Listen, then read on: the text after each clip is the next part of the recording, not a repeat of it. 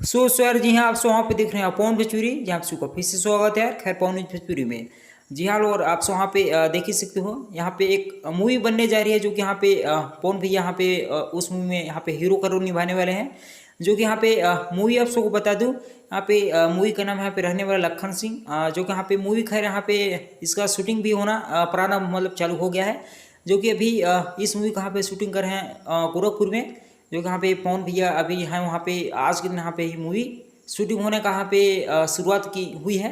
जो कि देखते हैं अब खैर मूवी तो वैसे बताने के हिसाब से बहुत ही बढ़िया मूवी आप सब वहाँ पे देखने को मिल रहा है। क्योंकि सूर्यवंशम या अभी जो लंदन में मूवी शूट हो रही थी वो भी उतना पूरी तरह से कंप्लीट नहीं हो पाया है।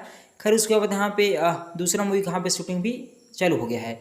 जो कि आप वहाँ पे समझ सकते हो कि वैसे अब गाने शूटिंग होने के बाद कल गाना शूटिंग और आज यहाँ पे मूवी शूटिंग। अब वहाँ पे समझ सकते हो कि पवन भैया इस बार बहुत ही फॉर्म में है, मतलब कुछ आप सबको बताया कि कोई भी अब आगे पीछे नहीं है। अब वहाँ पे खैर समझ सकते हो, वैसे गाने और मूवी तो बहुत लगातार वैसे शूटिंग हो ही रहे हैं।